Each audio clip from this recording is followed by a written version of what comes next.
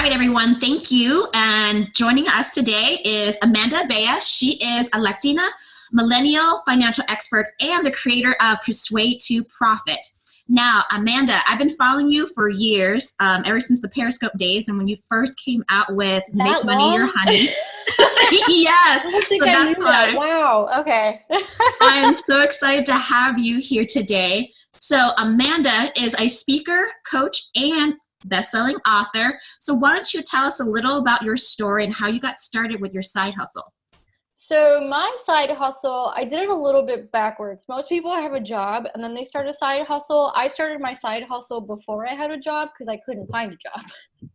And then when I got the job, I just kept the side hustle because it was the recession. I was like, I need my coin coming from all the places. I'm not messing with this stuff. Like, I'm going to keep it going, not knowing that it would turn into a multiple six-figure company and all that kind of stuff. It really was just kind of like a survival thing in the beginning, because it was the recession. I couldn't find a job. No one could find a job. It was a mess in 2010. And then I worked as a recruiter. That's what ended up being my job. And I saw people getting laid off all the time, right? So then I was like, definitely not going to give up the side hustle because that could be me. Nope, not making that mistake. And so many of them would get laid off with no backup plan or anything, right? So I just kind of learned the lesson very early on to always have my money coming from different places. I love that. It's part of the reason why I started this series. I've been hearing a lot of chatter. People were asking me how to start a business, what kind of side hustle should I do? And not everything is a one fit all for everyone. So that's why I'm going to be interviewing a lot of different people. So you have a very unique background. So what was your side hustle when you first started? I started as a freelance writer. Right, because like I said, I'd gone like 6 months without a job. My friend handed me a book called The Art of Nonconformity by Killebrew. And like full context, like I was having panic attacks and I was recovering from an illness that actually required me to take a medical leave of absence from school, my senior year of college. So I was just not in a good headspace. Plus, I couldn't find a job. I was going through my little dark night of the soul quarter life crisis, like early. That's my joke. Like I had my quarter life crisis starting at 21. I had my dark night of the soul that young, right? And my friend saw that I was struggling. He handed me a book, The Art of Nonconformity by Killebrew. I think that was his first book. And it was all about how you don't have to do things the way that it's been prescribed for you. Like a lot of people go to school, get a job, get the house, the 2.5 kids, all that kind of stuff. But like, there's so much more than that. And this guy at the time, and I'm not saying this was my goal, but the author had a goal of like visiting every country in the world. And He did it by the time he was like 33 or 35, I think. He nailed it a couple of years ago. Oh, wow. Yeah. And I was like, oh my gosh, that's so cool. And he talked a lot about entrepreneurship. And I was like, okay, well, if no one's going to give me a job because that's just the state of the economy right now, I wonder if I could like make a job, right? I had no entrepreneurs in my family. I had no idea. I had no examples of this stuff. So I Googled how to make money writing because I always wanted to be a writer. That's And that awesome. was it. That was it.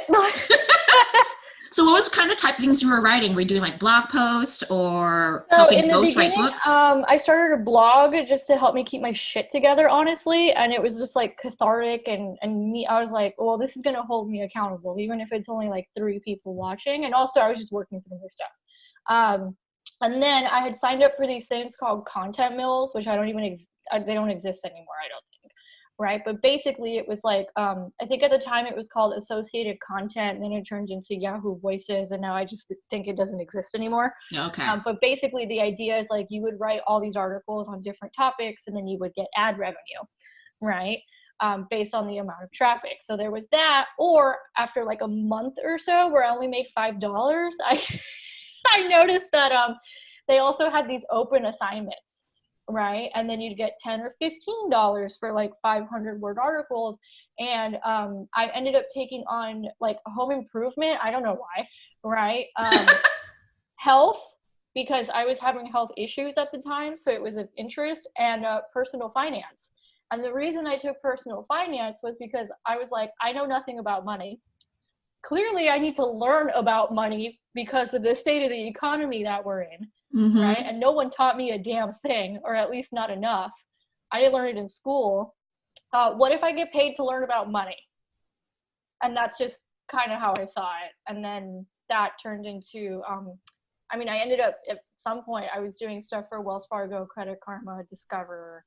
I've done content marketing for all those guys. So it all That's started with awesome. How that did you little get thing. introduced to them or to those opportunities? So I ended up continuing to blog.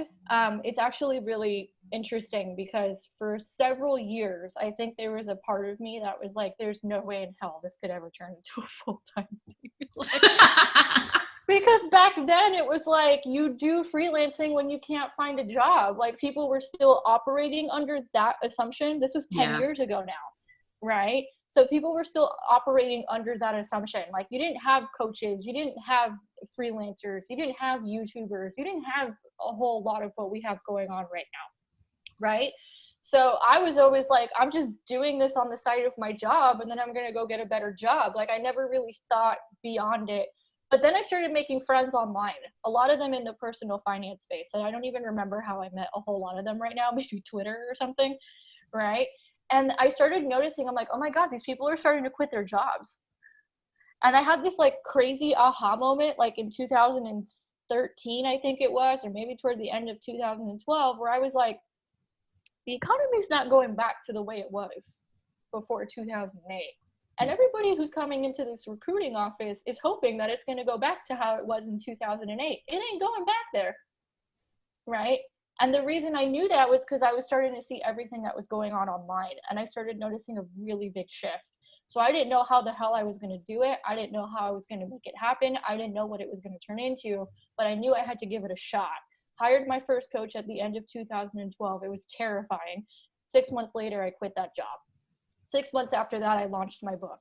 And in the process of launching that book, I interviewed about 100 people, and I realized everybody was freaking out about money, right? And at that point, I hadn't really like nailed down a niche yet. I was still kind of all over the place, right?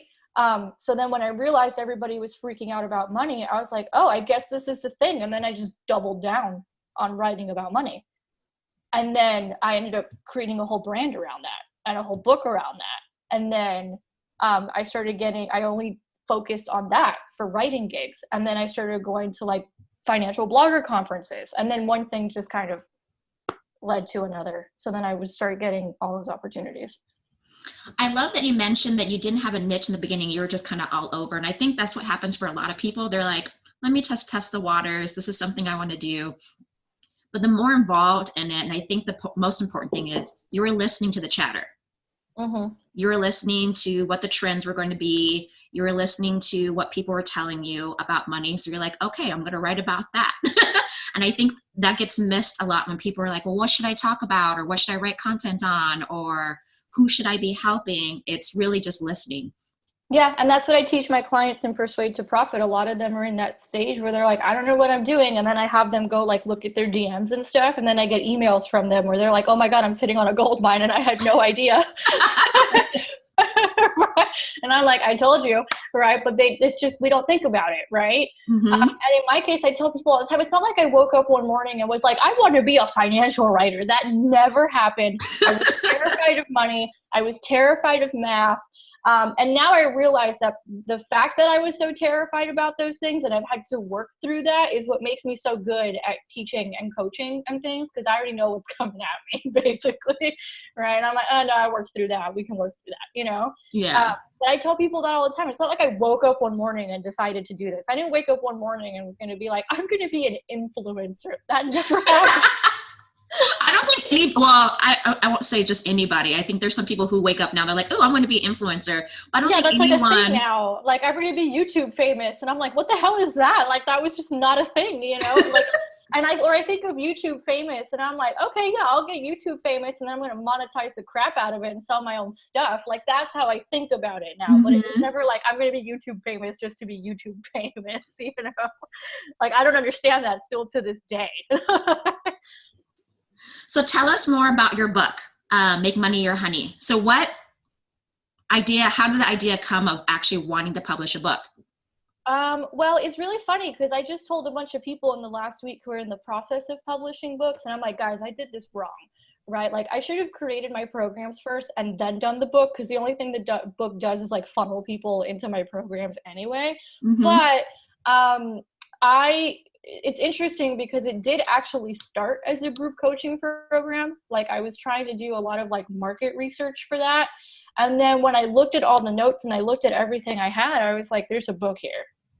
Like that's it. It was just like paying attention to what was in front of me. And it was just a matter of organizing it and putting together. And what I did in that book is, in those 100 interviews, I answer people's questions. So like the first half of it is like, okay, I want to work for myself. Like, how do I actually set up my day for this? Because we have a lot of like preconceived notions, some that I still struggle with to this day, right? Which is like making money needs to be really hard, or like it needs to look a certain way. Or like one of my clients in the beginning when we started working together, she worked for like a corporate healthcare company, and she was working like 14-hour days as a project manager for like a big healthcare company. Oh So when she no. started working for herself, one of the big things for her was like, oh my God, I don't have to do that to make really good money. And I'm like, no, you don't. Right? Like there's systems, there's the internet, or, you know, the business model doesn't have to be that way. But that was a really hard one for her. So that's one of the things I cover in the first half. Then the second half is like, okay, how do I actually get this money? Because no one's been taught how to earn money. Mm-hmm. So it was like my first almost like sales training for people is the second part of that book. And then the third part of that book was all about, okay, how do we cultivate this relationship with money? You've got your day figured out. You know how you're providing value in the world and how you're getting the money. Now, how do we build a relationship with the money that you're getting? Because it doesn't have to be so terrifying. I love that you talk about the relationship with money, because I do talk a little bit about money mindset, and I've met people who make six figures and still live paycheck to paycheck, and I know Yeah, people all the time. who make it off of just 25K a year, and they're like, I'm happy, I'm okay, I'm not living paycheck to paycheck. So it's really, it doesn't matter about making more money, but it's really cultivating that relationship between you and money. Mm-hmm. That's all it really is. And what I tell a lot of my people, and this is like some higher level stuff now, I did not know this when I was writing the book, but now I get it, because now I'm in a different stage and I'm also helping people at different stages. And a lot of times people will tell me, right, oh, I'm okay, money doesn't matter, it's not important, like I'm okay with just enough. And I'm like, listen, you cannot self-actualize in this lifetime and do the purpose that you were put here to do if you're worried about money. So whatever you're telling me right now is a lie. And there's only two people who say this: people who are trying to rationalize why they don't have more money because they feel guilty about wanting more money, and people who've already made their millions. Like, other than that, Yeah. money matters to everybody. Like, So tell us a little more about your program, Persuade to Profits. so Persuade to Profit is my business training program. We do marketing and we focus on high ticket sales, because one of my biggest issues was I was worried on like low ticket items. I was always like, oh, let me try and sell a $200 course, or let me try and do affiliate marketing, or let me do Google AdSense. And like mathematically, it just doesn't make any sense, right? So what we ended up doing once I made all the mistakes was realizing, oh, it's so much easier for me to create something I could sell for 2,000 or 5,000 and sell it to less people, and boom, cash flow problem fixed. Right. So in Persuade to Profit, what we do is we work with a lot of bloggers who haven't figured out the business model side of things, and they're kind of tired of the AdSense and the affiliate marketing, and they're like, too much work, not enough money. Right. Yeah. Or service-based entrepreneurs who are ready to start doing high ticket sales. Like we have a travel agent. She does high ticket sales. The minimum to work with her is $10,000 packages for traveling. And it's also for freelancers who are just kind of ready to scale. So those are kind of like the three buckets of people that we work with in that program. And we walk you through basically the exact same strategy I used to launch my book, right, to an Amazon bestseller status, but applying it to high ticket sales. I love that you mentioned a couple of times about making mistakes and how you learn from them. I think a lot of people get a little too afraid to jump into the side hustle space or start their own business because they're too afraid to fail. Oh yeah, all the time. I see people sabotage that way all the time. So I'm going to like to ask all my guests, what was like a big mistake or a biggest lesson that you learned and you thought it was like the end of the world at the time, but it really turned out to be something great for you now? Okay, I've actually have some from this last year. So this isn't from side hustling. This is more recent. Side hustling, I would say the biggest mistake is I just wasted a bunch of time. Oh, actually, I wasted a bunch of time on like lower ticket offerings instead of going high ticket from the beginning. And I would also say I had way too many side hustles going on at the same time rather than just focusing. I think that's a big misconception people have. They're like multiple streams of income and they think it means 7 jobs, right? And it's like, nope, nope, nope, that's not what that means. Yeah. Right? So I would say that was a mistake. I didn't get that one. Now I get it. But I would say a recent one, like this time last year, was I had made like these massive goals for myself, right? I mean, it was crazy what I had decided to do, and I knew it was going to be intense. The thing is, I was hiring my first employees for the first time, right? I was building out systems to be able to scale. Plus, I was hiring new contractors to like certain numbers, because like once you get to multiple 6 figures, you start having different things you have to deal with, right? So I was like putting all the systems and things in place. I made like 3 bad hires that didn't work out, right? It's taken me 8 months to build out the system that I've been trying to build, and there have been lots of moments of like, oh my god, this isn't working, this isn't working, this isn't working, this isn't working, you know? What did I do? This is psycho. Why did you decide to do this, right? And then now that it's complete, and now that we have the systems in place and we have the players, and now I'm starting to see it working, that's when I'm like, oh, okay, this was a timing thing. Because if this had started working 6 months ago, we'd be having problems. Yeah. So I love that. It's just trudging through, learning from a process and just kind of pivoting through it. It sounded like that's what you had to do. And it was a timing thing. Maybe you need to go through those things to get everything in place to be where you're at now. Yeah, and sometimes you have to learn what doesn't work for you so you figure out what does. And that's basically what happened with a lot of the hires, right? So we had to go through a bunch of ones that like didn't cut it, right? In order for us to be like, okay, this is what we need. And these are the KPIs. And does that make sense? So it's like, yeah. I had no point of reference before the failures. But yeah, people are terrified of failing. And I'm like, what's the worst that could happen? And sometimes they're like, bankruptcy. And they just start making up a bunch of stuff in their heads. Like they start making up problems that don't even exist. Don't even exist. All the time. And most of the time that never happens. I mean, the worst that ever could happen, they'll be right where they were. Yeah, and even if you file for bankruptcy, like I have a friend in my life who is filing for bankruptcy, not because of failures, but because, life happened. Yeah. And she had to, there was lawyers and custody and medical issues, and it just life, right? Life happens. And that's what it's there for. She's filing for bankruptcy now, and her life is totally turning around. Like now she's going to start her own business, and like she has all these other things going for her. So even if that happens, like whatever, you're getting a clean slate and you're starting over. I have one of my students now who went through like foreclosure in 2008, and all this stuff, and she paid off like 50 grand in credit card debt, but she had to like go through all that stuff now. Yeah. And now she's starting her own company. So it's not like the worst thing in the world. Yeah. And there's so many successful millionaires now that they said their very first companies, they failed. Oh yeah. You know how many ideas I've had that have like not worked out over the years? Like my first ebook, because I had no idea what the hell I was doing, I did not sell a single one of those, like none, zero. It was like $27. It was a PDF because that's what people were doing at the time. And then guess what? When I did Make Money Your Honey and I did it differently, Amazon bestseller. So when was the moment where you saw like, I have arrived? Not that you really arrived, but you're like, this is really working. It doesn't exist. And I'm going to tell you why it doesn't exist. Happy but never satisfied. Because this is the problem. People get satisfied and then they start slacking. And in the universe, you're either contracting or you're expanding. You don't just stay still. Mm-hmm. One or the other. Like there's no staying where you are. Either you're moving forward or you're moving backward. And I think when I understood that, I was like, oh, there's no finish line. The finish line is when I'm dead. Like it doesn't exist. Like, there's never a moment where you're like, oh, I've arrived, I got this, because you're always looking at some sort of other challenge because you get bored. I was reading something the other day. It was like a study that said that we aren't happy as humans to be relaxing all the time. We Mm-mm. actually thrive on being mentally challenged and physically challenged. Yes. So that's why when people are in retirement, they have to find hobbies to do. They So have I to find definitely stuff to think do. agree. Yeah. Yeah.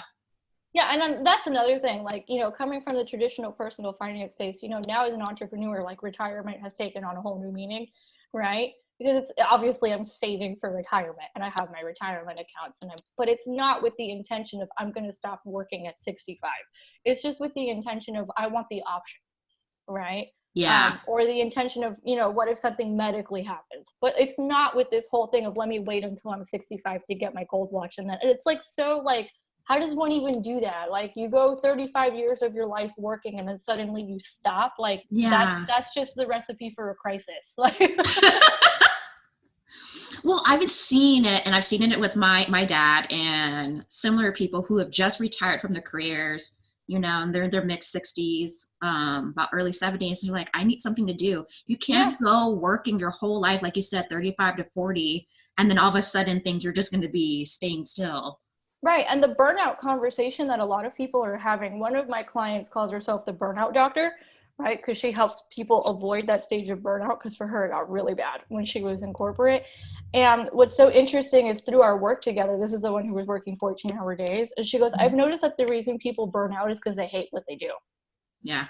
If they loved what they did, I mean, yes, you would need a break. You're human, right? But like if you love what you do and you're living on purpose, like you don't need so much balance. Like you're just living. You're just living. Yeah.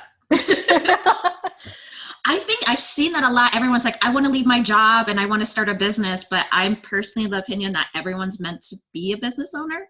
They just need to find what they're really happy with, regardless if it's a business or a career that they really enjoy doing. Yeah, I mean, and that's the secret. The way you get money is by putting value out there. It's just that's not what we're taught. We're taught to trade time for dollars. Mm-hmm. We're not taught that it's about value. We're taught that it's about time. And that's where we have it totally backwards. Yeah, and I see that with a lot of my clients. They keep thinking the time for money, and then they wonder why they're frustrated with the business because they're not scaling it. They're not doing like high ticket things or bringing in passive income. They're just straight time for money. So yeah, and listen, this is one I've had to drop hard, right? Like we're in the process, like the whole system I've been building out is to bring in more passive income streams, like an evergreening. And like now the whole thing is built. And I literally just emailed my CFO this morning, and I'm like, this feels really weird. Is it supposed to be this easy? Like, because we're so conditioned to believe it's not. No, I definitely agree. Well, I want to thank you for taking some time out of your busy day to share your story with us. For people in the audience who may not know you and want to follow you or even join your program, how can they find you? So you can find me on YouTube. We got a YouTube thing now. Just go Google my name, Amanda, or YouTube search my name, Amanda Abella. We have new episodes coming out on Mondays, all about like business and money and fun stuff. And then you could also go to my free training, which is how I scaled to 153,000 in 12 months without exhausting launches, without pain in the ass clients, and without hundreds of thousands of social media followers. Because everybody thinks you need those three things and you don't. No. Right? So you can go to amandaabella.com/influencer for that.